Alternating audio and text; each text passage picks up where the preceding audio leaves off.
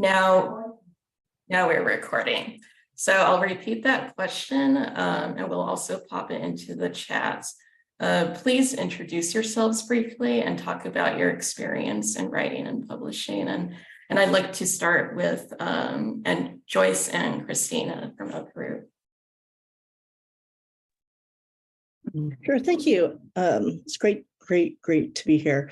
Hi, everyone. My name is Joyce Gabiola, and my pronouns are they, them.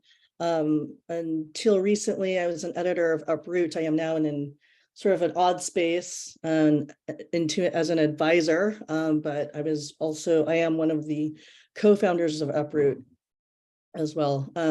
So I work as the archivist of LGBT history research collection at the University of Houston, which is my alma mater, which is pretty awesome for me to do. And I'm also in my first year as one of the newest council members of the Society of American Archivists, which is amazing. I just graduated in 2016. I mean, come on, that's like 7 years later. And my experience in writing and publishing, after my master's program, I decided I wanted to pursue a PhD. So really diving into the idea of writing and publishing started, I think, then, and really getting into sort of the structural issues around archives. And until recently, in 2001 and 2021 and 2022, are my recent publications. But before then, it was pretty much the research team at UCLA.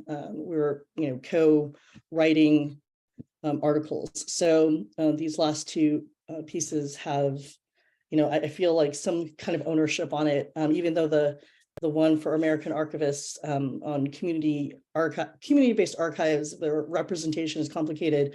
I'm the principal author for that one. So, and it engages the research in Southern California, but also the research I did in Texas. So yeah, so there's definitely some ownership in that. Anyway, because of my experience in my PhD program and being told that if I want to make something accessible, that I have to write 2 articles, one that's scholarly and one that's accessible, that pissed me off. So this is one of the driving forces to wanting to create a space to write things that are challenging, the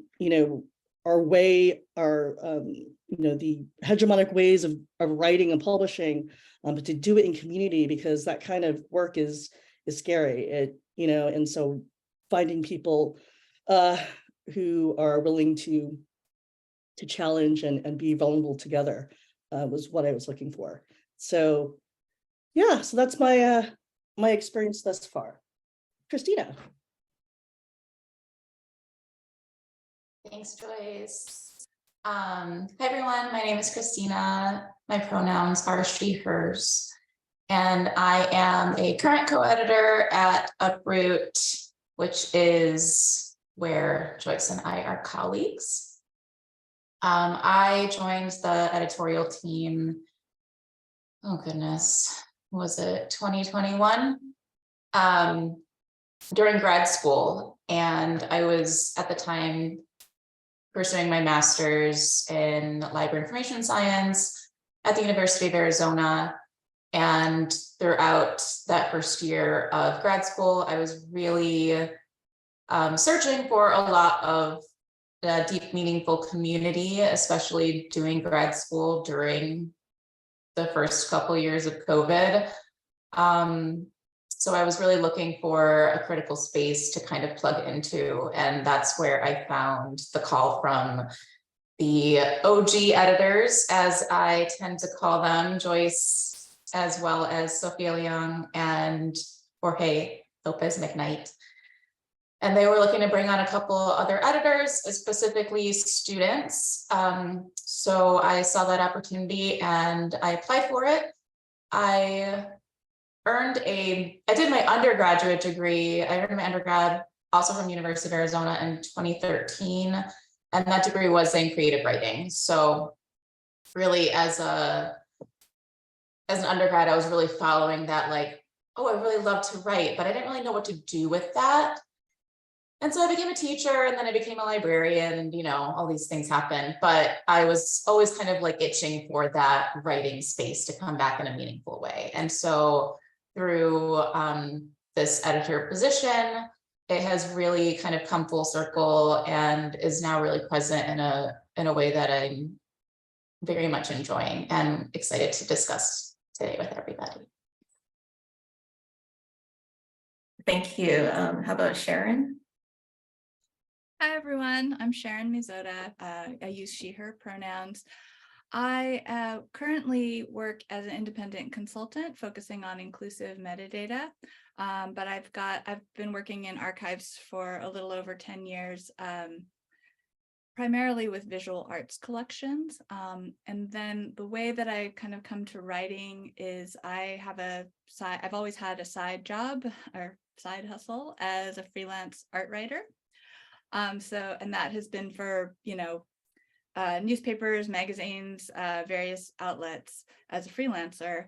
And so coming into the archives field, that was a really natural sort of place for me to go, was to be able to talk about collections I was processing, or just interesting finds in the archives. I think my experience has been less academic. Certainly, I have my own newsletter now, Archivist Notebook, which some of you may have. Has a very small circulation, but but it's an outlet for me to write about stuff that I haven't found another outlet for. I've also written for Archival Outlook and some of the regional newsletters, archival newsletters. And I think that that's like a really good way to, just share information and build community with folks. So that's kind of how writing has taken shape in my archives experience. And Yvette, please. Hi, everyone. I'm happy to be here today. So I'm here representing the SAA Publications Board, which I've been a member of since 2008, end of 2001. And it has kind of been a really great sort of welcoming with the editor Stacey Williams, who invited me. And I think I wouldn't have joined without her inviting me, because I definitely would have thought that I kind of contribute to that space, given that that I actually am a second-year PhD student and had just graduated from my MLIS. So definitely a much newer archivist and memory worker. Yeah, so I think for me, before my archival kind of career, I did a lot of arts administration back home in New York City. And so, kind of did more writing along the lines of more sort of like kind of reports, or sort of kind of, evaluations with artists that I worked with. But I think also trying to find my place within sort of like, where kind of do I fit in aside from an artist admin hat. And so I started to kind of really like get into a lot of like art reviews. And so I've been able to do a little publishing, at UC Chicago, with literary magazine, and Interventions for the Latinx Project. So yeah, I think it's been sort of a little bit kind of trying to find my place. I've also I think published at Uproot, actually, now that I think about it. Yeah, and so now I'm a PhD student at the University of Michigan. I'm based in Detroit, Michigan, and have sort of now been, kind of doing more academic writing, and actually, hopefully, we will have my first co-authored article published this year. So I think for me, like the essay publications would have kind of has been a kind of a nice way to kind of be in between, academic writers and also practitioner writers, given that I also do some consultancy on the side. So yeah, so I think for me, it's sort of been a little bit of finding my way, kind of, yeah, as someone who definitely has kind of both feet in both spaces at the moment. Thank you, everyone, for sharing your stories. I think it really goes to show that there's so many different pathways folks can take to get into writing. So next, can you all share What are the benefits for students and early career archivists who contribute to the field through writing or publication? And I'll just open this up to whoever would like to address the question first.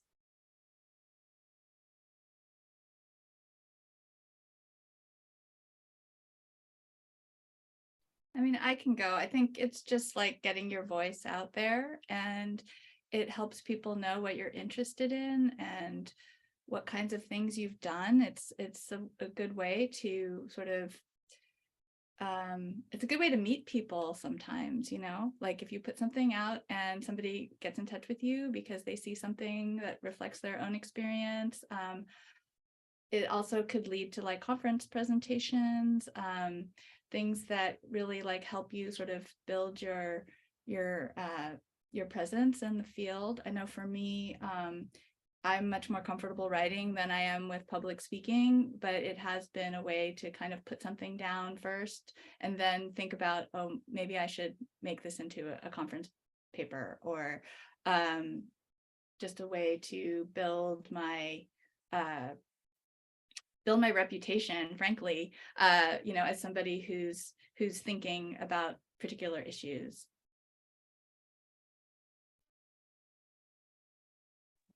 I was just about to pretty much say the same thing as Sharon.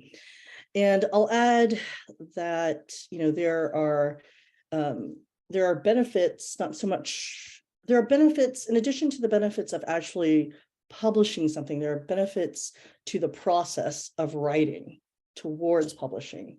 And you know, Kristina and I can get more into it later on regarding some of the topics that we'll be talking about later on in the panel.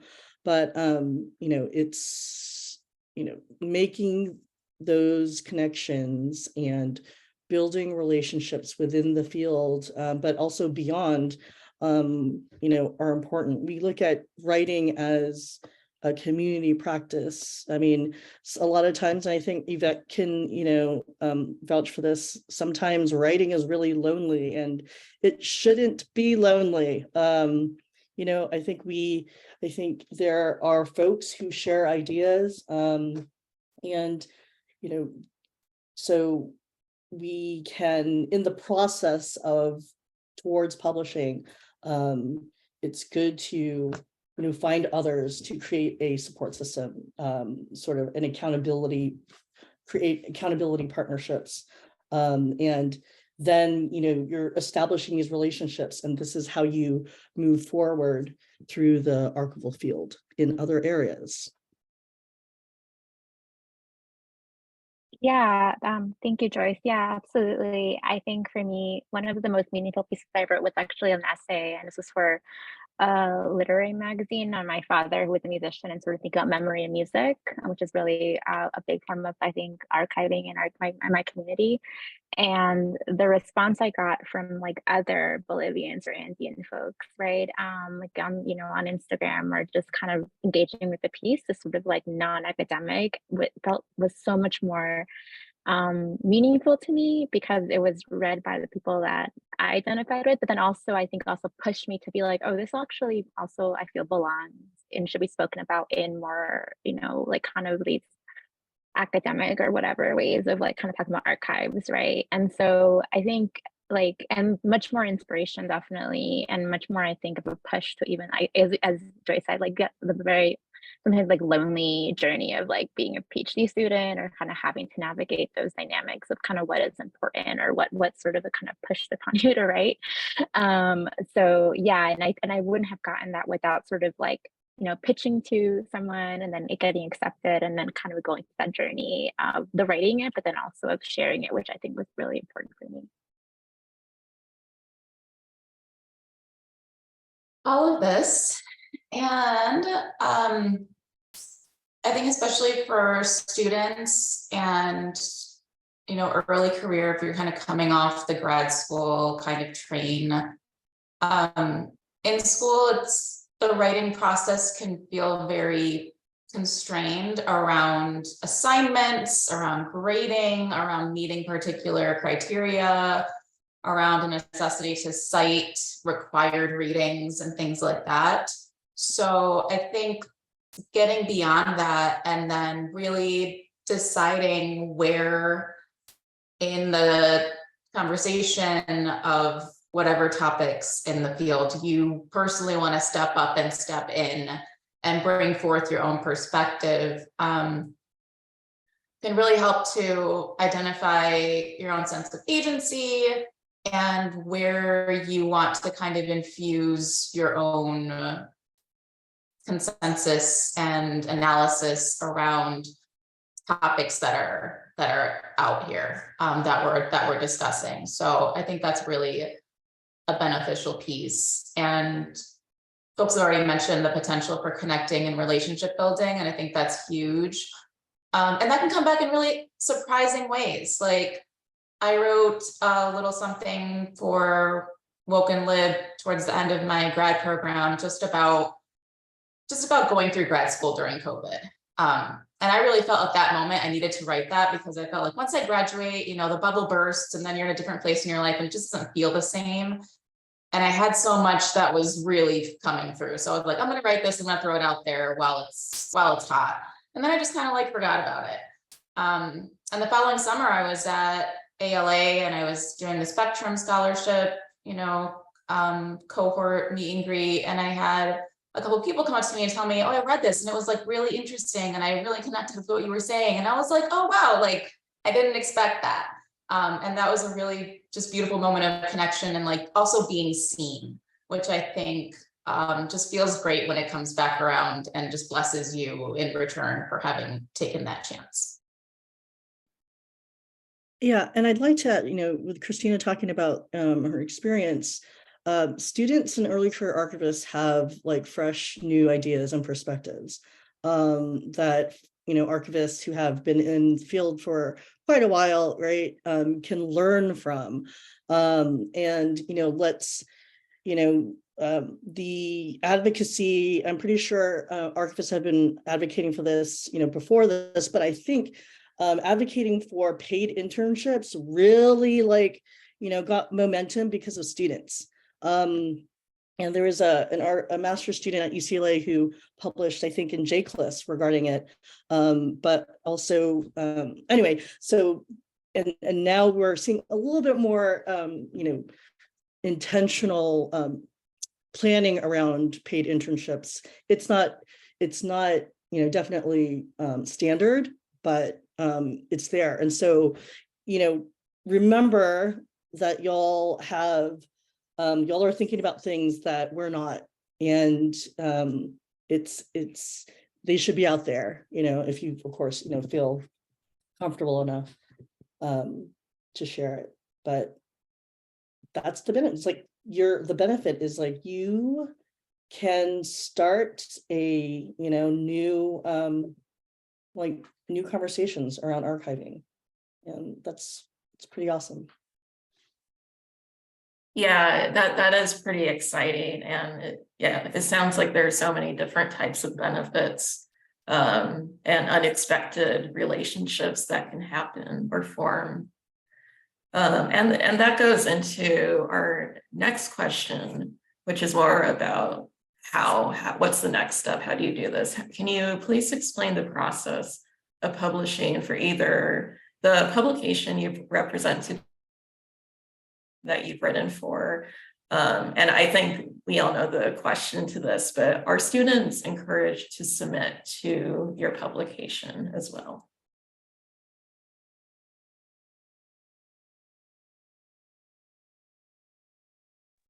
So, so with Uproot, the process of publishing for us, well, everyone should know that the way we approach our work with Uproot is through an ethics of care. And, you know, I'm pretty sure that we could all talk about, you know, for folks who, you know, it's not just in a writing or publishing situation, but you know, but within our institutions, organizations, we experience and interacting with some folks, we can experience harm, even in talking about perhaps writing an article about, DEI or, addressing, confronting white supremacy in archives, and being then asked to, oh, well, you should really, look into what this white person is saying about addressing it, when, even though I specifically said that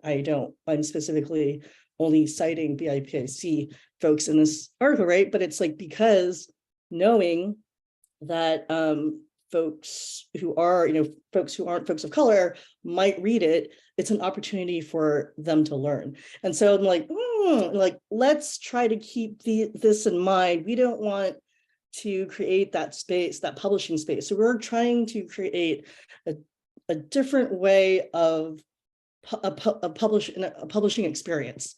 So, and so that's why a large part of the reason why Uproot was created, and that includes giving space and time for contributors. Kristina a while back, referred to the peer reviewing as a relationship, not as a transaction. And we're looking at our relationship with people and not producing. Yes, that we do have deadlines, but we're also flexible. There is, in fact, Jorge and I are still the publishing editors or the editorial team for a piece that came to us like somewhere last year. Our editorial term is over, but we decided to stay in. One, because we've been building this relationship with a contributor, but also it's, we want to see it through.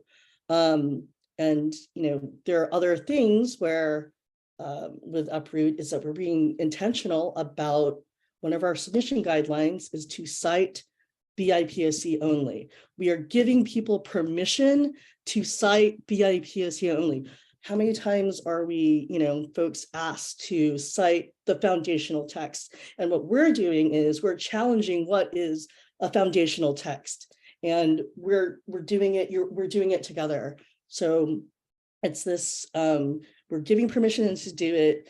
And guess what? You can be in this community like other editors supporting that work, but also we're working towards that work being published and being like, in that process of citing BIPSC only, it's also an exercise. It has been difficult. It has been, I think almost all of our contributors have brought it up as an issue. Well, isn't that telling, y'all? Isn't it telling? And how does it then also make you feel to challenge yourself in citing BIPSC only? If I try to cite BIPSC only and I need to write about community archives, that's going to be hard for me, isn't it? But what does it mean then for me to say, to resist? No, I'm only going to cite BIPSC only in this work about community archives in the US. So the process of publishing with Uproot is, and Kristina will get into it because I'm no longer an editor. Kristina and Meg D are all over it. And in the time that they've been with Uproot, y'all are lucky. For anyone who decides to publish with Uproot, you're going to be working with a couple of awesome people. I've learned a lot from them. And again, they were students when they joined the editorial team. And keep that in mind is we were intentional about bringing on students to the editorial team. They're full editors. They also got the same stipend as the rest of us, complete decision-making power. And so this is the process, but it's also the environment that Uproot is trying to, that we've created and we're trying to nurture. So we're guided by the contributors. So anyway, Kristina, please. Go off, Joyce. Where did I step off from there? Yeah, that's who we are. We were talking about that whole cite the IPOC requirement, and just reflecting on why it's hard, reflecting on why we're conditioned to think it's hard or impossible to build a strong work off other racialized voices exclusively. And we're also here for that conversation. It is hard. It is hard, and it's hard for reasons that we're trying to deconstruct and build new worlds out of, right? So like, let's discuss why it's hard. We don't have to avoid that. It's okay. But it's possible, and we can work through that.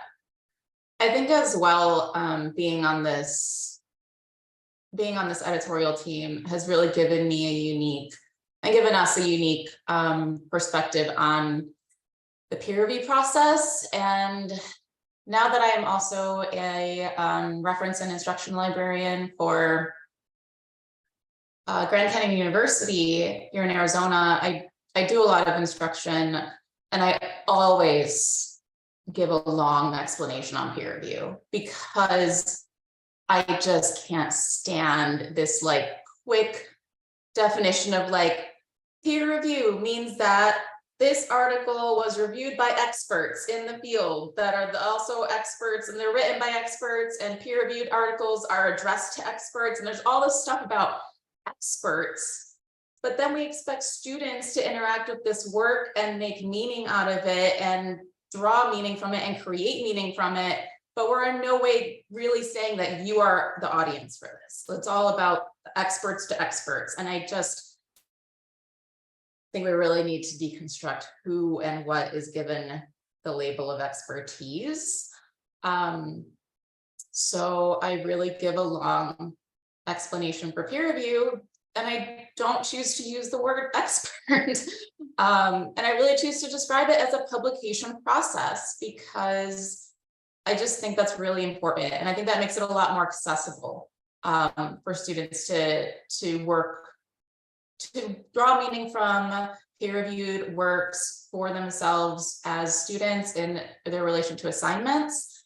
But then also, you know, if they want to write and want to come into that sort of publication process, and they don't consider themselves an expert, like, does that mean that that's available to them? So that's kind of my little piece de resistance in my little corner of the world. Just always pause and I'm like, I'm gonna get in my soapbox and talk about peer review, and then we can move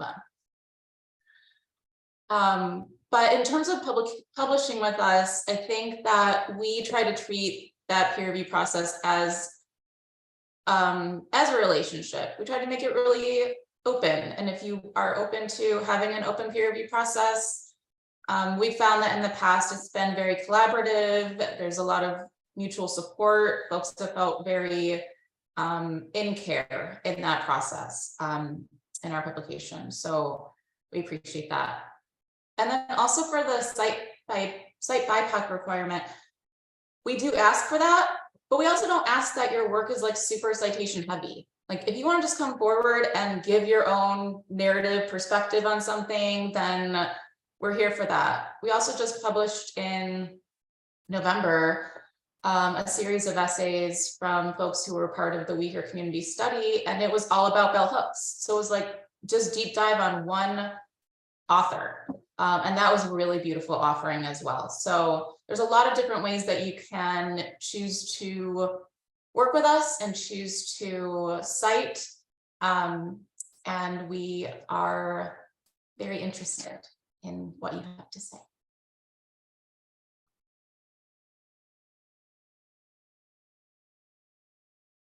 I can talk about the SA Publications Board. So I'm a member already for almost, I guess, 2 years, and have mostly participated in like the book proposal kind of process, but there's also many other ways in which people can participate, specifically students or folks who maybe kind of, you know, a book proposal is understandably a very big step. But I will also talk about that in a bit. But yeah, so we have 3 publications in which we welcome pitches or are welcome at least kind of just like emails on if you have any questions. So we have the Archival Futures, which is co-published with the American Library Association, and mostly handled by the series editors as opposed to the publications editor, which in this case is Stacey Williams, but still kind of work hand in hand. And so this specific series exploring kind of like a wide range of society and tech focused topics, and in the website I can put the link after I finish speaking. Kind of we have like sort of like the list of topics that is a pretty long list, society and kind of tech focused areas that one kind of continue to kind of expand upon. And, you know, for this, I do know that, you know, we're definitely encouraged. We would love to have authors from communities that are traditionally underrepresented, which is, you know, which is the case, you know, I think within essay publications. And I think it's something that the board of this term has sort of, you know, have been thinking of ways to kind of, you know, look at the data of what has been published so far in their essay, but then also like kind of what ways in which like, we can kind of also, as opposed to kind of just pitch us or just kind of reach out to us, but also what are ways that maybe is more sort of, I think, you know, within care, which I think also is one thing that I know this board also is really thinking about. So yeah, so folks that maybe, you know, are new or seasoned writers to submit proposals for archival futures. There are also the Trends in Archive Practice, which is sort of like a guideline sort of kind of series, and it specifically is kind of a specific area of archival technique or practice that one identifies in. And this one I know definitely will likely be read by students. So we would something that we would love, you know, students or practicing archivists or professionals to kind of, you know, continue to kind of add to kind of series of sort of like, you know, knowledge that sort of has been documented within sort of these like modules. And that's something that we would definitely be open to having students. And then the final way one can you know, publish with the publication board is the book publishing program, which does provide print and digital resources. You know, and the goal of it is to kind of serve the needs of the members and of the archives profession at large.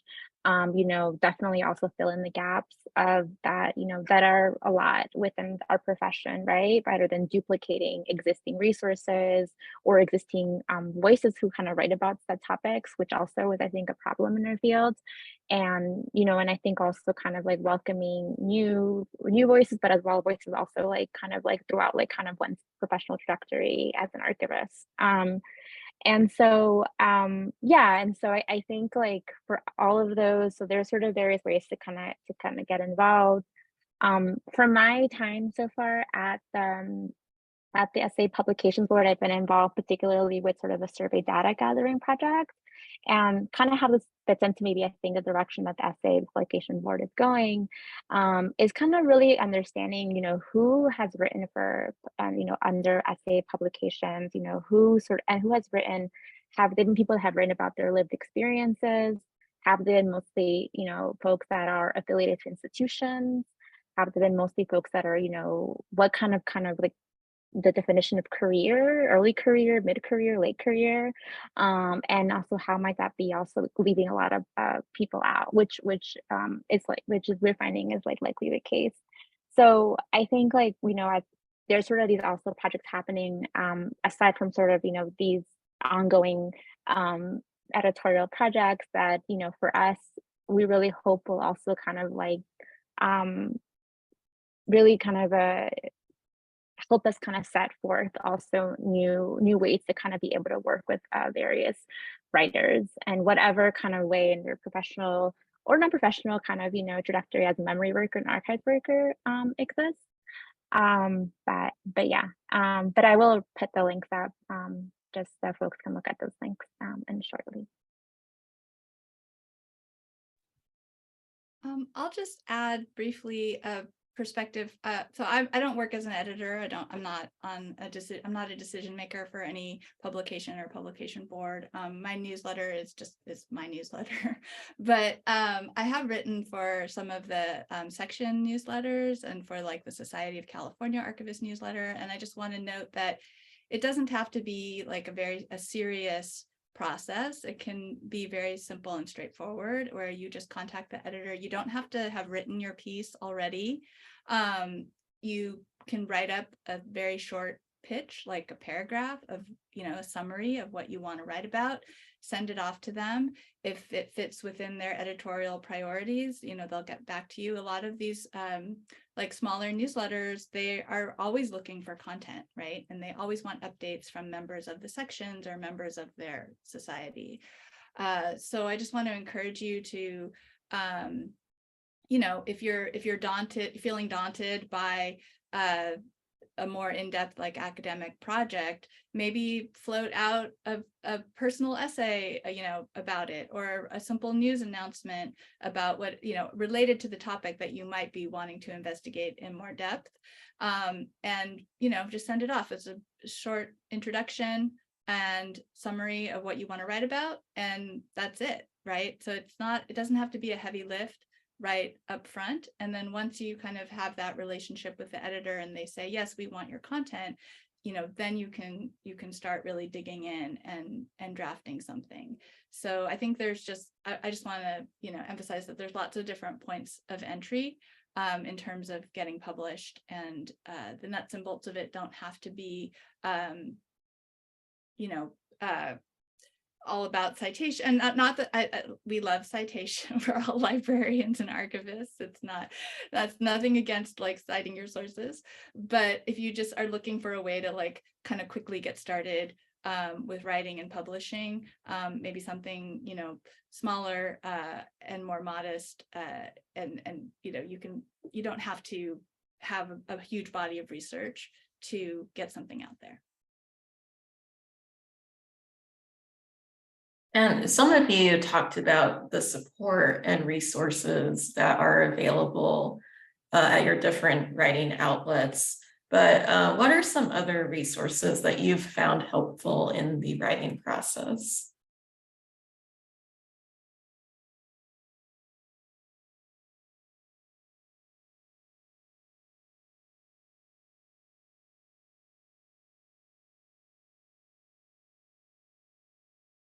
For me, it's just reading, just keeping up with the section listservs, the newsletters, like what's out there, and being inspired by what other people are writing. And sometimes that sparks ideas. It's like, oh, I didn't realize that this collection that I'm working on might be of interest to a particular community, and the thing, and also it's just like trusting yourself. Like if you think something's interesting, chances are somebody else thinks it's interesting too. So. Yeah, totally. That is totally key. Like part of the writing process is to read things. Read. And it doesn't have to be just archival literature, and in fact, it's like things that I want to write about or do presentations about, or because someone said something on social media or in the We Hear group, or something in person at my institution or previous institutions, and so yes, we can engage with like archival studies literature, but Yusuf Omawala wrote something on the Medium, I forgot if it was 2018, about community archives. I think it's called We Already Are, and it's, it's pretty powerful. So it doesn't have to be what we're, taught in our grad programs. We learn everywhere, and it is definitely important to just read what makes you happy, so you might be inspired by something that has nothing to do with archives, but then something hits you in your gut, and then you find some sort of relation to archives that you want to explore. One of the other I guess resources I'll mention too is something a little bit more when we talk about vulnerability. I mean, that's the thing, right? Like you're writing something, and it's going to be published and people are going to see it, pretty vulnerable. And there are folks, I think that we know that there are folks in LIS who have done presentations or have written something, and they've been attacked, let's be honest. And they've been doxxed. And so one of the resources that I kind of like feel like I keep in my digital back pocket is the archivist at UC Irvine, Yvette Ramírez, who wrote an article called "Troll's Gonna Troll," because of there was a conservative media outlet that picked up on I think something that she had written, and they requested through public record, right? It's public record because she was working for a public institution and submitted a FOIA, a Freedom of Information Act request, to look at those emails. And so that reporter then pretty much doxed her online, her and another librarian. And so acknowledging, it's important to acknowledge, if you want to do some challenging work around structures, and it might agitate folks in the best way, then we need to acknowledge that these things happen, and look for ways to perhaps maybe do it with other people, and not just yourself, or just wait, right? I submitted something to be published for the J-Cliss issue on radical empathy, and I withdrew it because I was like, actually, I'm not ready, which is unfortunate for me because I really feel like it should be out there. And I want people to read it, but in the moment, I eventually just felt like I'm not ready for that to be out there. So.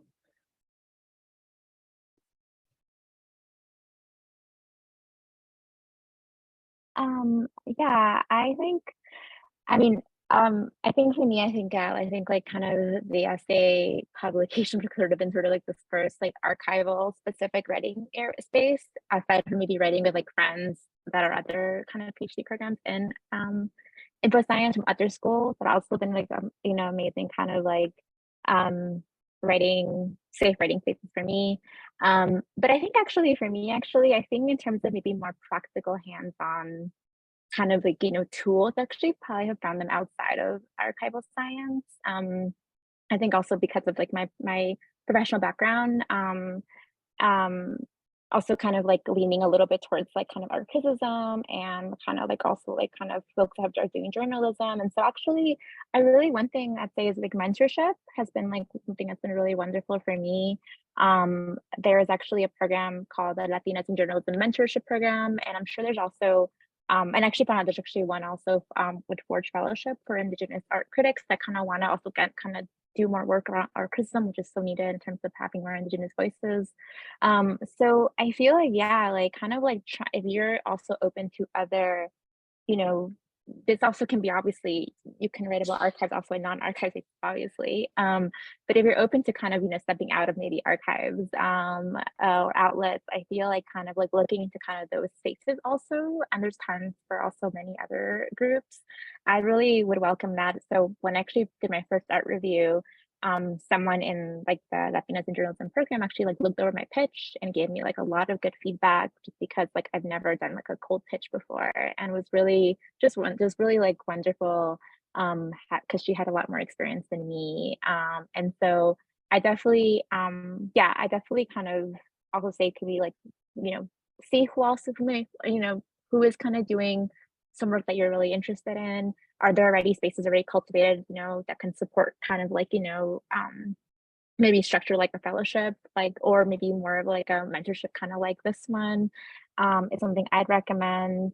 There's also tons of newsletters, like kind of like newsletters of the week for pitching opportunities and other publications as well. And I'm gonna put them in like in the chat. Yeah, oh, maybe I want to pitch for like, I don't know, Teen Vogues or something like that, right? And so maybe, and so like, yeah, so I also, also like encourage folks to maybe whatever feels right to also look outside, and maybe that also could feel right as well.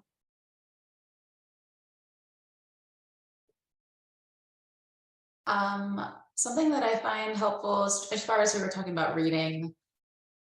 Yeah, reading far and wide. I read a lot of editorial work. I just kind of like articles. And for a long time, I was just saving things to my Twitter bookmarks, but that got out of control because I never actually went into my Twitter bookmarks. And then eventually I just decided I wanted to maybe divest from Twitter entirely.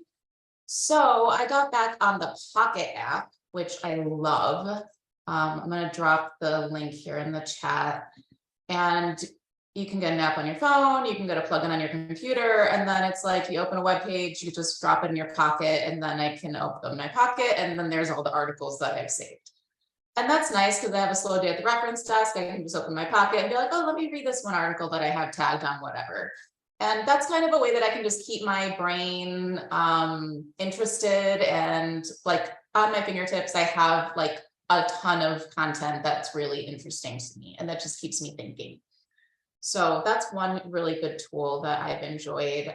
I think also as well, it's been really helpful at different points in my life to remind myself that I write because I love writing and because I think it's a really powerful and important medium. And I think it helps me move through a lot of things for myself personally. So it's very helpful to deconstruct the process of writing from the process of publishing, and sometimes to just write from the place of writing without necessarily a goal of submitting anywhere or like getting this into anybody else's hand or thinking about an audience yet. Like Joyce talked about writing this whole thing and then deciding, you know what, I'm not actually ready to put that out there. But having gone through that writing process, they were changed by that writing process. So I like to think about it in that way. And that's kind of something I've been returning to just in my own career transitions right now. I'm just trying to think about, instead of thinking like, what do I want to do for a living? Or what do I want to write next? Like, what do I want my life's work to be? And I think about writing in terms of a life's work. And that helps me kind of return to what I want to say and the ways that I want to say it and making space for that. Well, thank you, everyone. We've heard a lot of really fantastic advice. In the interest of time, I do want to make sure we have some time for questions from the audience. And we did get an anonymous question, which I'll put in the chat. As a student early career archivist who doesn't have archival experience yet, how do you overcome the feeling that you don't have something worthwhile to say, but you still want to write? And I know we touched on this a little bit earlier, but if anyone has anything else to say there. I think you just That's write about funny. that. Oh, go ahead. Write about that feeling, right? Of feeling like why do you feel like you don't have anything to say? What and what brought you to archives? And yeah, write from your own experience. That's what I would say.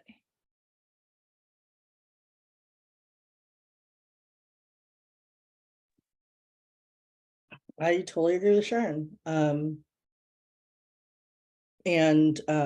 I would bet that the person who posed the question, I would bet that you are wrong. You have something worthwhile to say, and actually just like posted it in the chat right before that question popped up. Resist that tendency to believe that you have nothing meaningful to say. Just try to resist it, but in trying to resist it, definitely reflect reflect on why that is and start there. Yeah. I mean, like, did something interest you, and something that you read or watched recently? Just free write. Grab a sheet of paper. A sheet of paper, what? Yes, I should do that. Grab a sheet of paper, and just start writing, even if it's just for like 3 minutes. Just like Kristina was saying, it's a process. There's a process of writing. Like, you don't need to have a goal.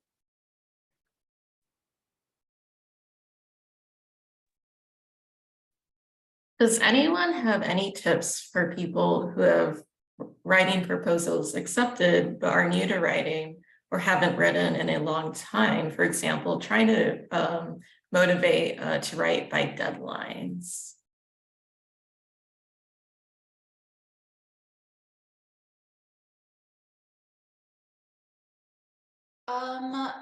I'd say try to find like a point in your day or a place you can find some practice or container to get it done, especially if you're working on a deadline that is not super flexible. It can sometimes feel a little stressful, but if you can find maybe the mornings are better, or you like writing outside, or it's really helpful to have like your favorite tea on hand, just these ways to create a container that is conducive to the practice can go a long way towards trucking along towards your goal.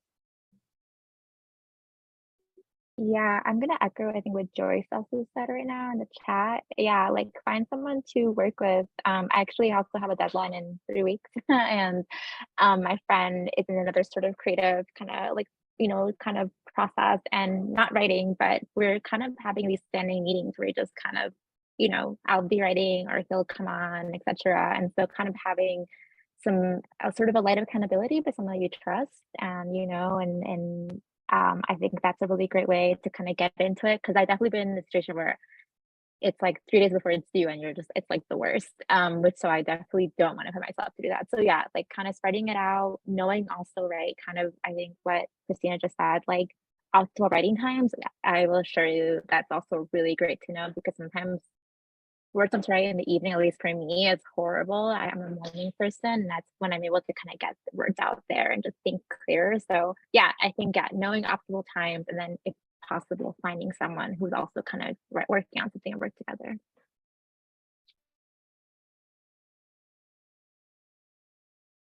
Oh, and okay, I think we have one more question we have time for. Any tips for those who want to publish or are told they don't have enough primary resources, which doesn't consider their ability to access those sort of sources?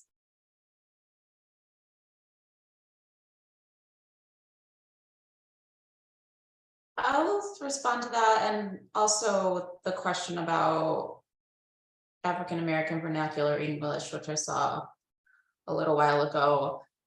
And I'd say for both of these, it's like find an outlet, a publication that's willing to meet you where you're at, and that's willing to meet you as far as what you want to bring forth. Like I'll say for us at Uproot, we would definitely welcome a piece that includes African American vernacular English. Like that would be beautiful. If you go to some more, white focused publications, they might try to sway you from that because they've got different interests and different audiences. And then you get to decide whether or not you want to make that concession. But there's so many spaces, and especially in the modern world and having the internet, there's a corner for everything. So try to really find some place that aligns with what's important to you, what you want to bring forth. And if it's not working and you feel like you're making sacrifices that don't feel good or feel right, then you can choose not to continue there. And that's definitely within your field of agency as well. There are also so many opportunities to self-publish, right? Start a blog, start a Medium page, start a newsletter. So, you know, there's different ways to find your people using social media, using email, whatever it is, using listservs, making announcements. It's a slow process, but you know, if you want to have that ultimate control over what you put out and what you're allowed to say or do, you know, self-publishing is also always an option.